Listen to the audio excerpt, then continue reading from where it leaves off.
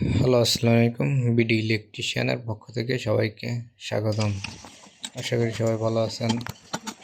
রাত 12টার সময় customer phone দিয়ে বলে তার মোটর নাকি পানি ওঠে না, কী হয়েছে যায় দেখার জন্য। আমি তাকে বললাম কি, এখন এত রাতে যেতে পারবো না, আর কাল সকালে যায় দেখবো কি হয়েছে।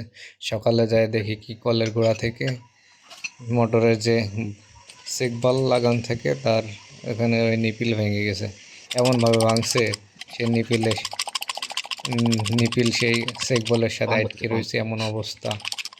চেক বল বাদ হয়ে যায়, এই অবস্থা। বাড়িওয়ালা বলে, দেখ ভাই, আমি তো সকালে বাড়ি থাকবো না নে, তাহলে কাজটি সকালে তুই সুন্দরভাবে করে দিস। আমি বললাম ঠিক আছে, সমস্যা নেই, কাজটি আমি সকালে যাই করে দিবানি। এসে দেখি চেক বলের সাথে নিপিল ভেঙে রয়েছে।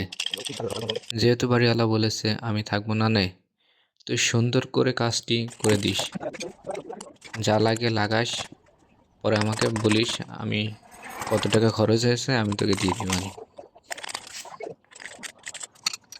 তার এই কথার জন্য মোটরের সিং বলটি বাঁচিয়ে দিলাম। নতুন চেক বল কিনতে গেলেও 4 থেকে 500 টাকা খরচ হতো। কাজ ছোট হলেও অনেক মেহনত করা লাগছে।